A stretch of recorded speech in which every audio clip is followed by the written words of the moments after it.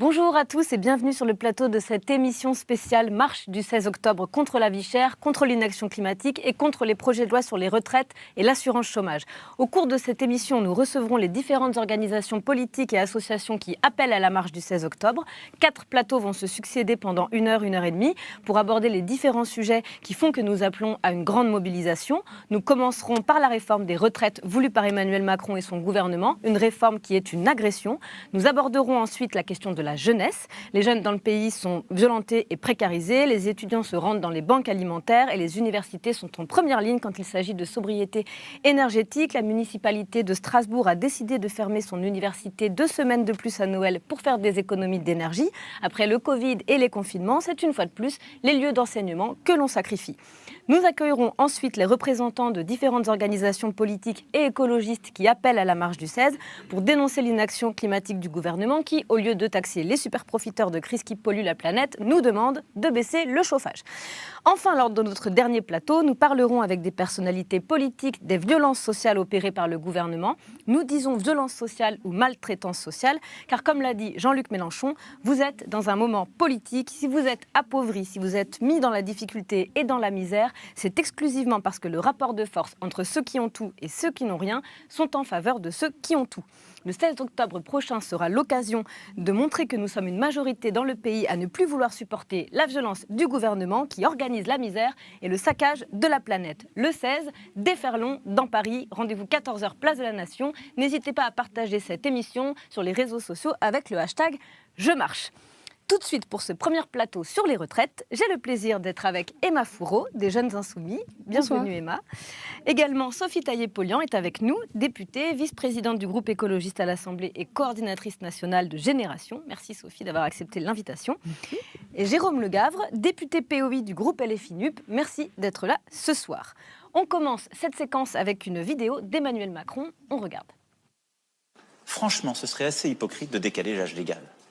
Je veux dire, quand aujourd'hui on est peu qualifié, quand on vit dans une région qui est en difficulté industrielle, quand on est soi-même en difficulté, qu'on a une carrière fracturée, bon courage déjà pour arriver à 62 ans. C'est ça la réalité de notre pays. Alors on va dire, non, il faut maintenant aller à 64 ans. Vous savez déjà plus comment faire après 55 ans. Les gens vous disent, les emplois c'est plus bon pour vous. C'est ça la réalité. C'est le combat qu'on mène. On doit d'abord gagner ce combat avant d'aller expliquer aux gens, mes bons amis, travaillez plus longtemps. Sophie, peut-être une réaction à cette vidéo avant que je te pose ma question. Mes bons amis, ouais. Marchons tous ensemble. Parce que si on attend d'Emmanuel Macron et de ce gouvernement qui prennent en compte la réalité sociale, on peut toujours attendre. Donc il ne faut pas attendre, il faut marcher. Alors, on a ajouté donc à nos mots d'ordre pour la marche du 16 la cause des retraites. À l'Assemblée, vous menez la bataille législative pour lutter contre cette réforme, mais cette bataille doit se faire également avec la majorité des Français, avec le soutien populaire. Est-ce que tu peux nous expliquer pourquoi ? Je crois que dans ce pays, les retraites, c'est un acquis extrêmement important. Ça a acquis aussi une valeur de symbole dans notre modèle de justice sociale, de redistribution, de respect des personnes plus âgées qui ont déjà beaucoup donné pour la société. Et donc, ce symbole fort, cet acquis social fort, il faut le préserver et on ne peut pas le faire les uns à côté des autres ou en déléguant le pouvoir de l'opposition juste aux élus. Il faut que tous et toutes on prenne place pour une mobilisation importante. Et d'ailleurs, ça a déjà été le cas. Moi, je voudrais rappeler quand même que j'ai commencé à militer en 95 et c'était déjà un mouvement contre les retraites. Et il y a des tas de choses qu'on retrouve dans les différents projets de loi. C'est ceux aussi qu'on a empêchés. Donc, c'est possible de les empêcher. Voilà. Donc, mais c'est possible de les empêcher s'il y a une mobilisation sociale forte, très forte. Et donc, finalement, le 16 octobre, c'est commencer à dire ça.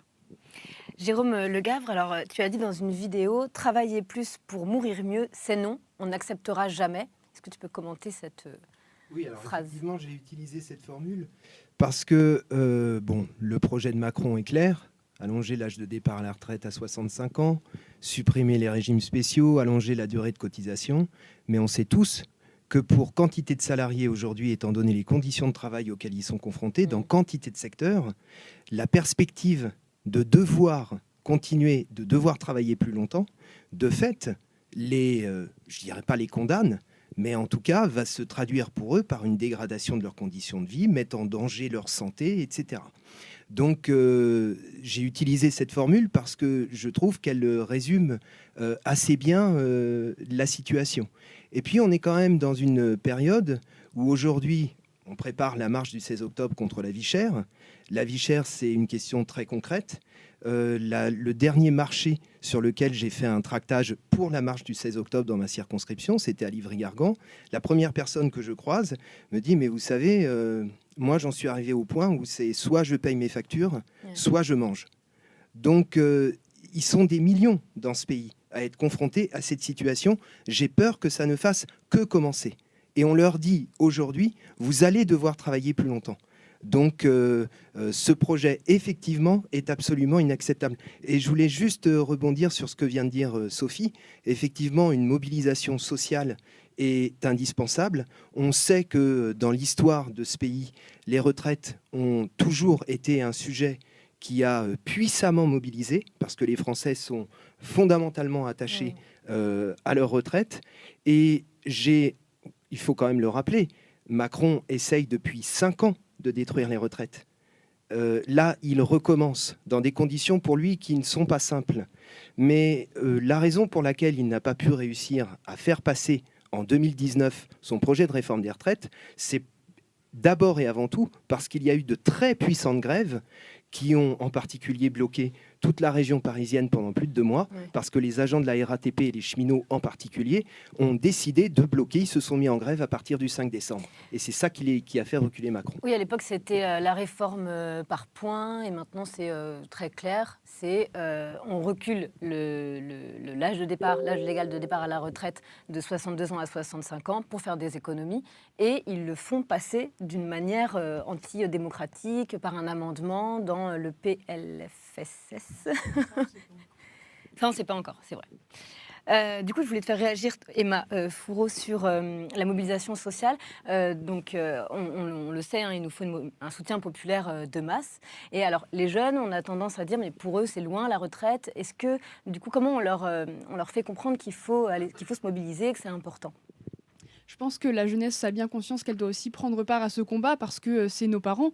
On connaît tous des proches qui comptent les trimestres avant la retraite. On les voit aussi souffrir et on sait que ça pourrait être nous aussi les prochains parce qu'aujourd'hui, on discute de la retraite à 65 ans qui nous dit que plus tard, ce ne sera pas 67 ans en nous disant dans d'autres pays européens, ça se fait, pourquoi pas nous ? Et donc pourquoi pas à chaque fois repousser l'âge légal de départ à la retraite. Et c'est aussi ouvrir une brèche de manière générale. Si on cède face à Macron sur la question des retraites, alors on risque aussi de céder sur d'autres questions super importantes. Et puis de toute façon, effectivement, on se dit a priori, avec le dérèglement climatique, de toute façon, la retraite, on ne la verra pas. Mais en réalité, on est aussi concerné par cette question parce qu'il y a beaucoup de jeunes qui travaillent et c'est des carrières qui sont très hachées. Donc il faut cotiser toujours de plus en plus. Et donc on se retrouve dans un contexte de flexibilisation du marché. Et ça, ça fait aussi partie des problématiques qui se posent à la jeunesse.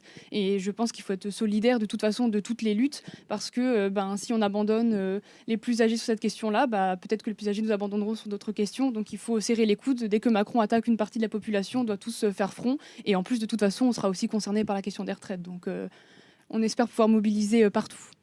Alors, je peux ajouter un truc parce que il y a 2 choses que je voudrais dire. D'abord, les jeunes, c'est vrai, moi je me souviens très bien, quand j'ai commencé à militer, on disait déjà « Oh, de toute façon, j'aurai pas de retraite ». Bon, ça fait quelques années. Et en fait, il y a toujours un système de retraite. Donc, je crois qu'il y a un vieux truc qui traîne de toute manière, il n'y en aura plus. Si, il y en aura encore. Voilà, et parce qu'on se sera battu.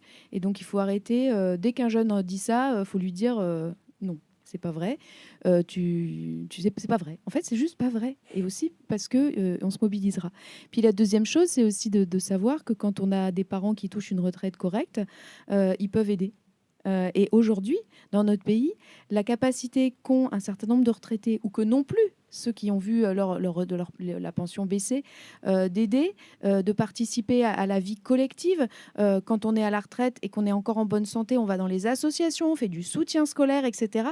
Donc en fait, c'est pas seulement pour soi dans 40 ans, c'est aussi pour la société dans son ensemble et pour que tout le monde y trouve sa place et pour que les jeunes retraités puissent continuer, comme ils le font aujourd'hui, à être au cœur des villes, dans les assos, etc. Ou alors auprès de leurs enfants, pour garder les petits, etc.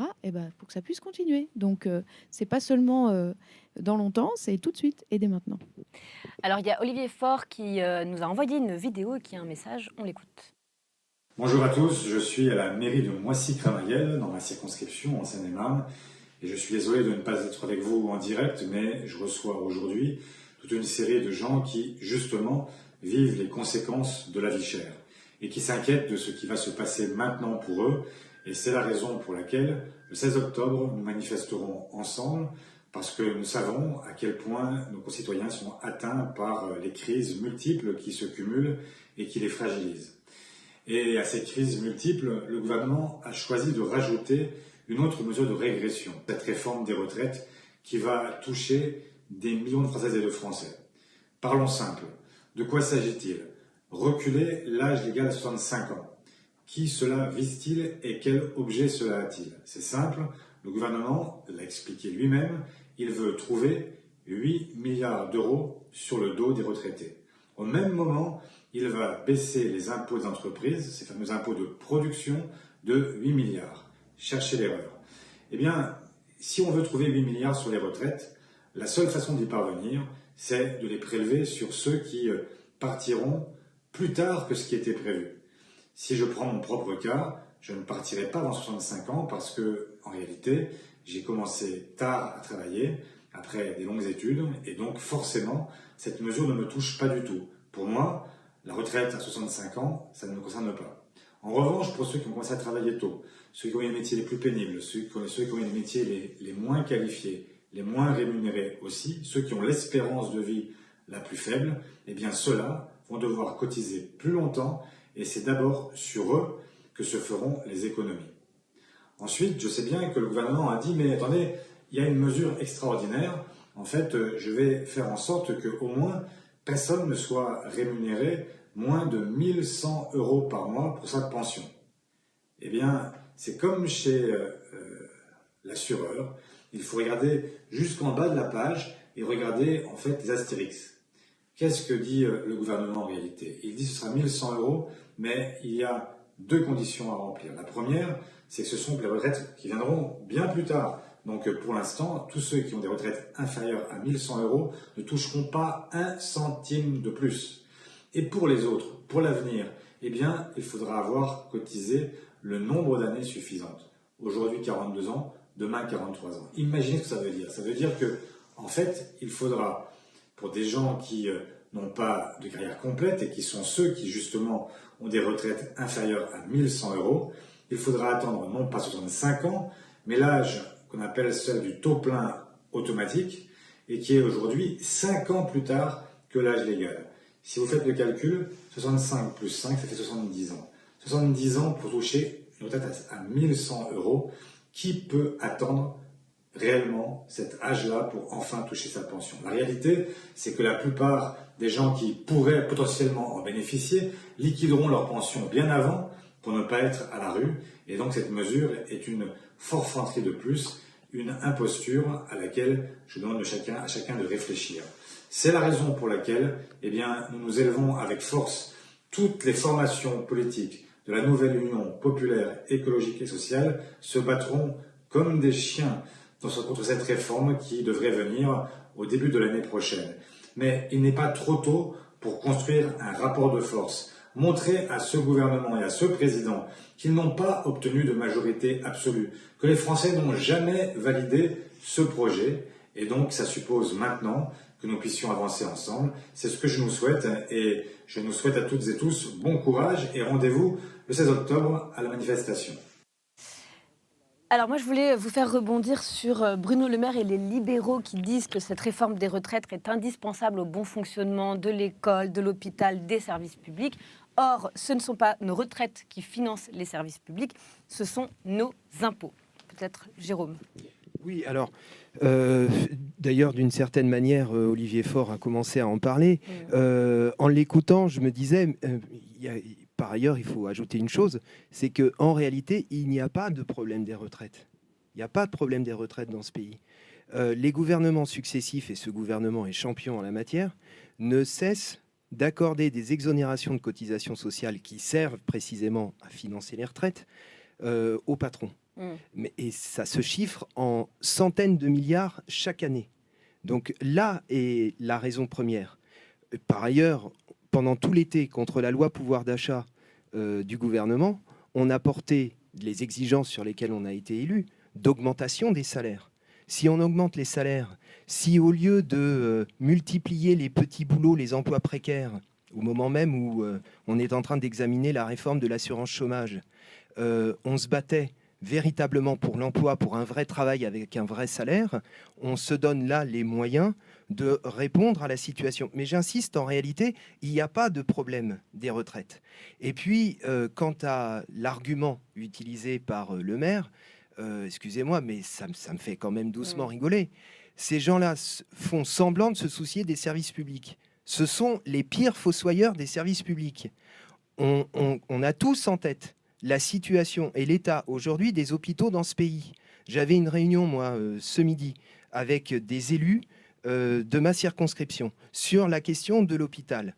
À l'hôpital de Montfermeil, dans ma circonscription, 100 lits ont été fermés cet été et ne peuvent pas rouvrir, tant il manque d'infirmières.